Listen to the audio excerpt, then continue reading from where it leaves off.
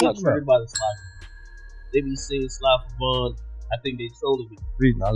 Cameras captured the aftermath. This man, a passenger in that car, frantic at the sight. We want to begin now with some breaking news. Rapper Lil Durk. The Durk case has taken another twist. A new informant has stepped forward. This individual claims that Lil Durk allegedly put money on Quando Rondo's head, even providing details about the night Durk supposedly sent associates to confront Rondo at a Georgia gas station. According to leaked federal documents, investigators believe Durk was connected to an attempted hit on Quando Rondo in 2021. The evidence reportedly includes surveillance footage and witness testimony tied to the Georgia incident. The files also reference one of Durk's lyrics, where he raps, "They're on my page like slide for Vaughn. I know they trolling me." In a later interview with DJ Academics, Durk commented on the public pressure, saying, "For some reason, I just don't see those comments anymore." Still, I don't know if people they used to say, but you also mentioned a song, like they be saying slide for fun. I think they trolling me. A lot of them trolling. Reading, I just don't. Honestly.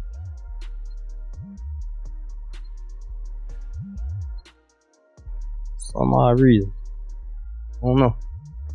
Might be the water.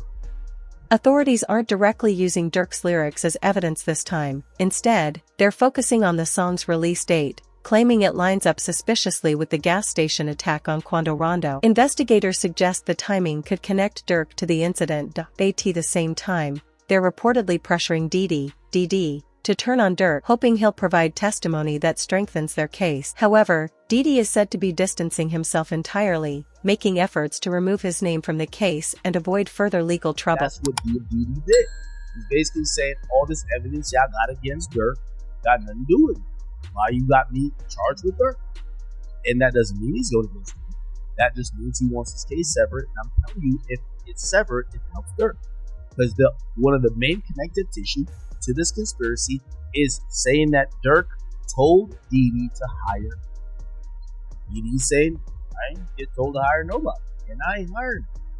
You talk? Why would I hire someone? That's his thing.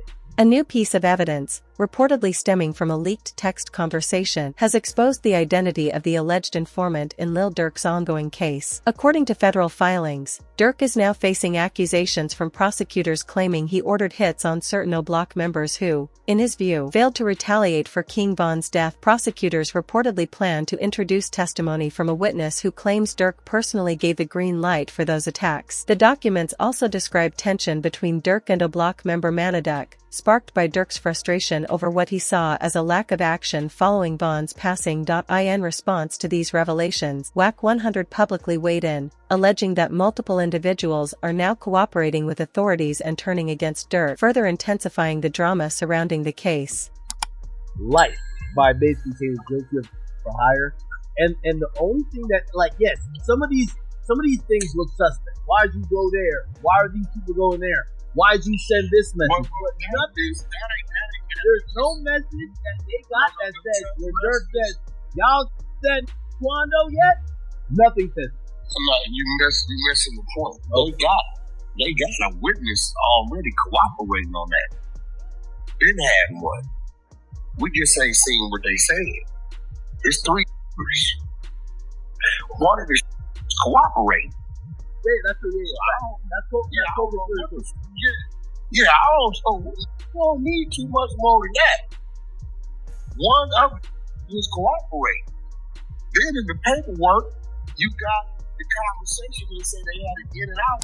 The other two was figuring out how they get paid. Durk's legal team recently filed another motion seeking his release, marking their third attempt to get him out on bond. Reports indicate that statements from Durk's father may have played a role in supporting the request. This time, his lawyers reportedly put forward such a strong bond package that it's said to be nearly impossible for the judge to deny, increasing the likelihood that Durk could be released while the case continues. The court rules for the bond hearing for my son for the release for the third time. This time it was very fair. The judge was very fair. He wasn't co-prosecutor, he wasn't co-defense, but he was co-justice. So he listened to all the evidence, and he's going to get a ruling in the next 2 days about what's his position is for the bond. But we was very pleased at how it turned out. So continue, family, friends, and fans, continue to keep us in your prayers. Thank you, and inshallah, God willing, this be victorious for us, that we have a good ruling in our favor. At the same time, Durk's lawyers challenged the use of his lyrics as evidence, arguing they were being taken out of context. Their argument was successful, leading prosecutors to remove the lyric evidence from the case, which strengthened Durk's chances of being granted bond. According to reports, during a recent court hearing, prosecutors openly told the judge that they were voluntarily dropping the evidence, reading the details aloud in court for everyone present. With the lyrics removed from the files, including lines like "Told me an ATT look on the news, see your son screaming no," Durk's legal team secured a significant advantage in the bond proceedings. Search is on for 3 people whose release date at a Savannah rapper, a member of his entourage. It happened in Los Angeles, and cameras captured the aftermath. This man, a passenger in that car, frantic at the sight. In an exclusive interview with DJ Academics, Durk's lawyer described the charges against him as a joke, dismissing the allegations and emphasizing the weakness of the case. The case is as follows. So there was an indictment. It did not name him, right? It named others, and then there was an unindicted person. And then 3 weeks later, that indictment was called the first superseding indictment, and it does name him. The indictment was identical, except the unnamed person now became Durk Banks. And this is the really important part after. The second indictment, what's called the first superseding indictment, only had one new fact. It had one new fact, and that was it alleged that there was a video by Durk that celebrated and monetized this. Before the judge could make a decision, a new development shook the case. The feds reportedly convinced Bonnie to cooperate, and his file was updated to show that he was no longer in Bureau of Prisons custody, suggesting he's been released and is likely under house arrest. Bonnie managed to get a cell phone and texted someone close to discuss a potential plea deal. However, that person reportedly flipped on him, exposing Bonnie as a snitch. In one text, Bonnie wrote, "I'm trying to plea out to a 32, which is the base for M for hire. The max is 43, which is life. I'd get -2 points for a plea, -1 point for an early plea, and -2 points for no background. So, I'll have 27 points, which is 5 to 7 years. I don't want them to do me like the other guys." Here, Bonnie is referencing what happened to OTF Jam, hinting at past consequences for others in similar situations. Then, something even more shocking occurred. Van's own father reportedly began cooperating with authorities, revealing secrets about his son. According to reports, he claimed Van played a role in King Von's passing and even suggested that Durk had knowledge of it, adding another layer of complexity to the ongoing investigation. I'm gonna give you this. It's a back door, and I got all the pieces. That's all I'm gonna tell you.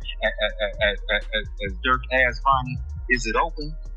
Vonnie told him it's off the hinges. Wait. Are you talking about the bond? Listen very carefully. When the payment was made to Little Tim, the next day or the same day, Durk asked Vonnie, "Was it open?" This is what he asked him. Was it open? These was his exact words. Was it open? He told him it's off the hinges. Are you saying that Bonnie backdoor King Von? No. That was right in You there. heard what I just said. Guess what? You need motive first, right? I got bankers that'll testify that or will make a contract or make a statement to you and let you know that this is the amount of money he had, this is what he had, this is that. Now, you need motive first and foremost. I got text messages from the lawyer letting you know that who told on Durk before, who told on Von before he did. At first, it seems puzzling why Durk would be linked to taking out one of his closest allies, someone who had always been on his side. But when you consider that they were entangled in a court case together, it starts to make sense. Both were charged in connection with an incident in downtown Atlanta, yet just a few months after Van passed, the case suddenly disappeared. It reportedly ended in a private settlement, leading fans to speculate that Durk shifted the blame onto King Von, who had already passed away. In reality, many believe this effectively gave Durk a get-out-of-jail-free card, with Von's death removing a major obstacle in the legal proceedings. Why would Durk want Von? Let me get this. First of all, You didn't sign your rights over. You ain't in no 360 deal. First of all, you can't bring nobody into the business and they surpass you. How you bring me to the table and I pass you up? Don't nobody want their cheap spot taken, do they? That's an interesting Dude was a thing. select. Dude was signing the boys. He was signing. Vaughn wasn't no super. That's interesting. I did find out that Vaughn didn't have any contractual ties to this. Come on, man. He wasn't even signed to him. How's this his friend? He lied on Breakfast Club and said, "Hey, you think your man would be sitting here with $300,000 worth of jewelry on and he not have an attorney? He got a public defender." Things took another turn when a tweet went viral showing Bonnie's father claiming that Durk had Vaughn deal with it. This sparked questions about Durk's pattern of going live on social media whenever a death occurs. Fans note that he went on Instagram Live the Moments King Von, Lil Pab, and FBG Duck passed, leading many to believe he may have used live videos to establish an alibi. But Bonnie's father didn't stop there. He also allegedly revealed that Bonnie played a role in orchestrating the deaths of Lil Pab and King Von, adding another layer to the controversy surrounding the case.